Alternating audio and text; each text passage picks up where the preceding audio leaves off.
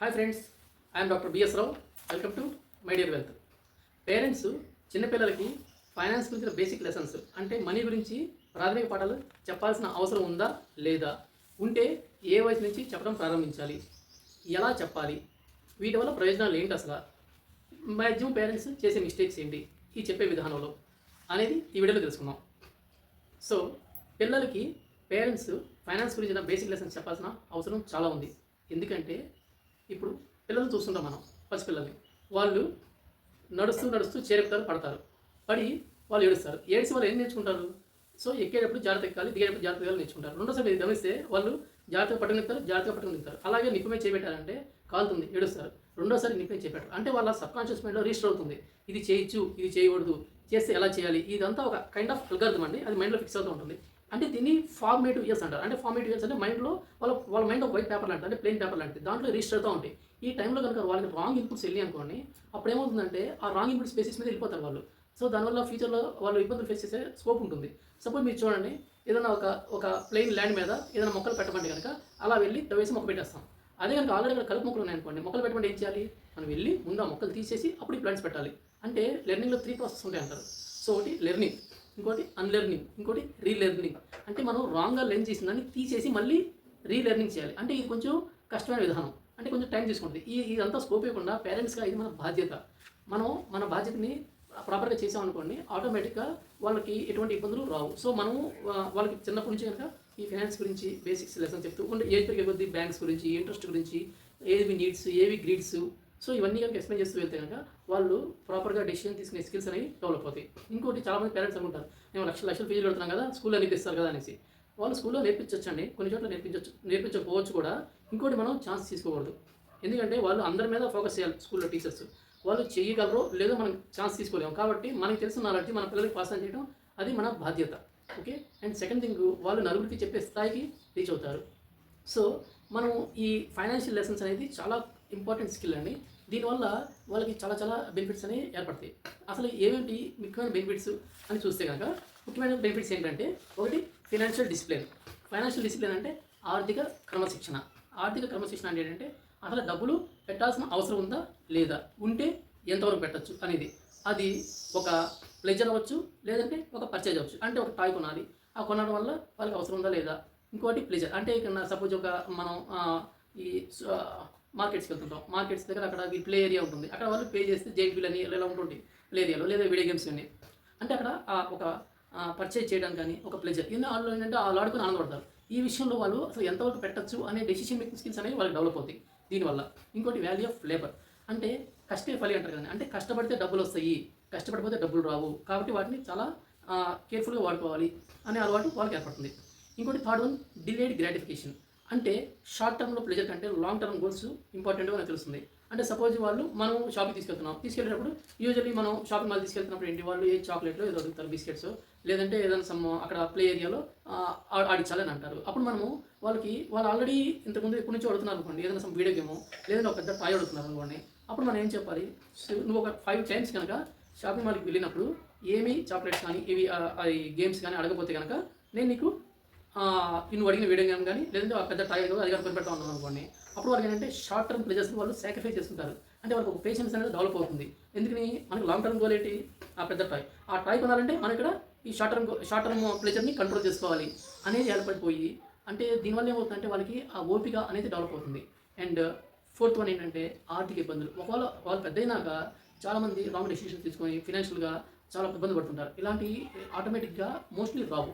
And fifth one ఏంటంటే, వీళ్ళు చూడండి, పిల్లలకి ఏమైనా ఇచ్చి ఒక 10 రూపీస్ ఇచ్చి కొనుక్కోమంటే వాళ్ళు టక్కునే కొనేసుకుంటారు, చాక్లెట్ కొనుక్కోవడం, ఐస్ క్రీమ్ కొనుక్కోవడం చేస్తారు. కానీ ఎప్పుడైతే ఈ అన్ని ఫైనాన్షియల్ టాపిక్స్ అనేవి కొంచెం అలవాటు చేస్తాం, వాళ్ళు ఏమవుతారంటే అంటే కొనేసుకోవడం అంటే కన్జ్యూమర్. కానీ ఇక్కడ ఏమవుతుంది, మనం 10 రూపీస్ ఇచ్చామంటే వాళ్ళు 2 రూపీస్ కొనుక్కొని ఒక 8 రూపీస్ సేవ్ చేసుకోవాలి, లేదంటే 4 రూపీస్ కొనుక్కొని 6 రూపీస్ సేవ్. అంటే వాళ్ళు మేనేజర్స్ ఆఫ్ ద రిసోర్సెస్ అంటారు. అంటే ఆ ఇచ్చిన మనీని ఎలా చేయాలి, ఎలా వాడుకోవాలి అనే ఆలోచన కూడా వాళ్ళకి డెవలప్ అవుతుంది. సో చూసారు కదండి. సో పిల్లలకి పేరెంట్స్ చిన్నప్పటి నుంచే ఫైనాన్స్ గురించి బేసిక్స్ చెప్తే కనుక ఇలా రకరకాల బెనిఫిట్స్ అనేది ఉంటాయి. సో ఇవి చెప్పాలని అర్థమైంది. ఇప్పుడు ఎలా చెప్పాలి, దీంట్లో చాలా పద్ధతులు ఉన్నాయండి. దీంట్లో మనం ముఖ్యంగా 3 పద్ధతులు తెలుసుకున్నాం. 3 పద్ధతుల్లో ఫస్ట్ వన్ ఏంటంటే 3 జార్ మెథడ్, అంటే 3 జార్ సిస్టమ్. దీంట్లో ఏంటంటే పిల్లలకి 3 జార్స్ ఇస్తాం. ఒక దాని మీద స్పెండింగ్, రెండో దాని మీద సేవింగ్స్, మూడో దాని మీద గివింగ్ అని మనం మార్క్ చేస్తాం. సపోజ్ మనం షాపింగ్ మాల్కి తీసుకెళ్తున్నాం పిల్లల్ని. వాళ్ళకి సరే ఏదైనా కావాలంటే కొనుక్కోవడానికి ఒక 100 రూపీస్ ఇచ్చాం. వాళ్ళకి మనం అలవాటు చేయాలి. 100 రూపీస్ కొనుక్కోకుండా ఒక 40 రూపీస్ కొనుక్కో, అంటే దాన్ని స్పెండింగ్లో పెట్టుకో. ఇంకోటి 50 రూపీస్ సేవింగ్స్, 10 రూపీస్ గివింగ్ అని చెప్పాను. అంటే స్పెండింగ్ ఏంటంటే వాళ్ళకి ఇన్స్టెంట్గా వాళ్ళకి ఏదైనా కొనుక్కోవడం, అంటే అన్నీ వాళ్ళు కంట్రోల్ చేసుకొని చెప్పుకోవడం కూడా కరెక్ట్ కాదు. So 40 rupees కొనుక్కోమన్నట్టుగా. సో మిగతా 50 రూపీస్ సేవింగ్స్ ఏంటంటే వాళ్ళ లాంగ్ టర్మ్ గోల్స్ అంటే సపోజ్ ఏదైనా అందాక అనుకున్నా కదండి, ఒక టాయ్ కొనుక్కోవాలనో, ఓకే, ఇలాంటి ఒక వీడియో గేమ్ కొనుక్కోవాలనో, ఇలాంటి వాటికి కొనుక్కోవడం కోసం దీని నుంచి ఒక సేవింగ్స్ అనేది అలవాటు చేయాలి. ఇంకోటి 10 రూపీస్ జరిగితే గివింగ్ అంటే ఎంపతి అంటే సోషల్ రెస్పాన్సిబిలిటీ. మనమే సెల్ఫిష్, నాదే అని కాకుండా మనం పూర్వ వాళ్ళకి, అంటే వాళ్ళు ఆర్థికంగా లేని వాళ్ళు, అవసరాల్లో ఉన్నవాళ్ళు, వాళ్ళకి మనం సహాయం చేయాలి అనే దృక్పథం పిల్లల్లో మొదటి నుంచి ఏర్పడుతుంది.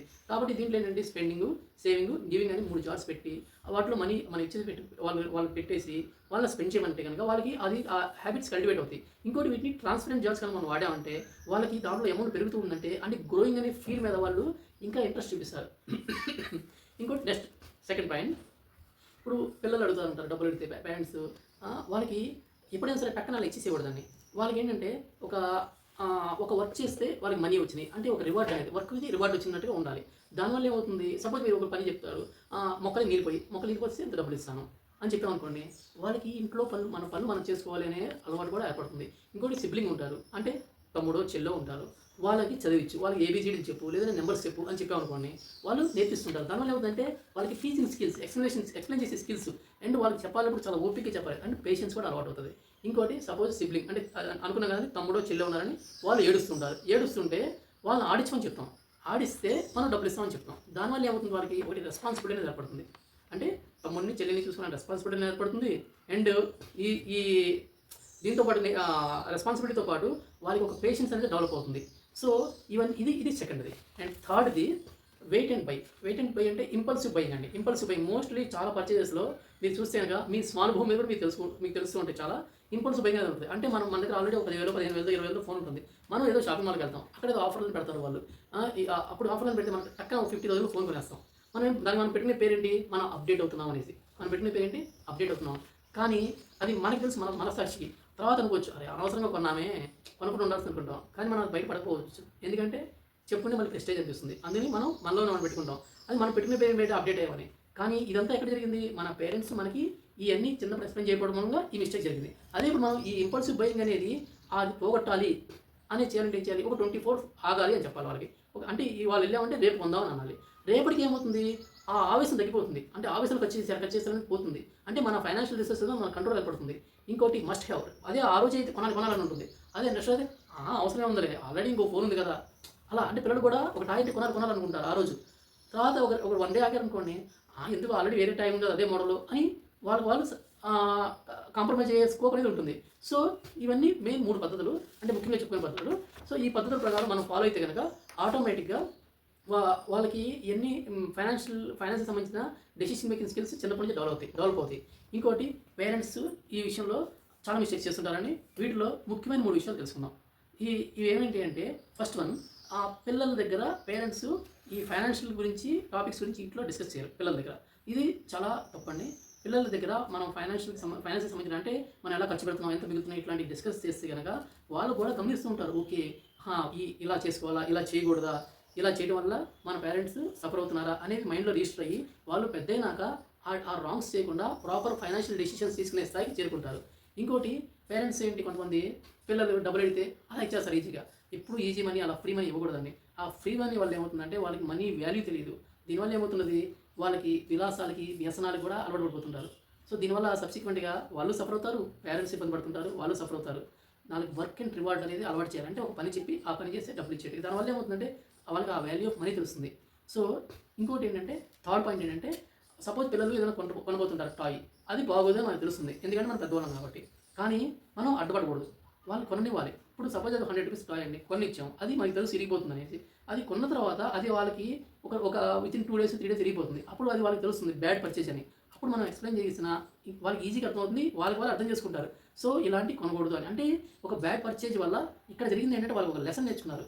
దీనివల్ల ఏమవుతుందంటే వాళ్ళు ఫ్యూచర్లో పెద్ద ఫైనాన్షియల్ డెసిషన్స్లో రాంగ్ డెసిషన్స్ తీసుకోకుండా, రాంగ్ పర్చేజెస్ చేయకుండా ప్రాపర్గా ఆలోచించి డెసిషన్ తీసుకుంటుంటారు.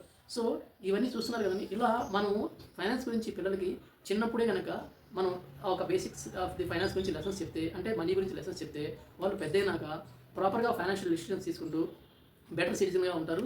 అండ్ ఇంకోటి, మనం తప్పు సరిదిద్దుకునేటప్పుడు ఎప్పుడూ సంశయించకూడదండి. తప్పు సరిదిద్దుకోవడం ఎప్పటికీ తప్పు కాదు.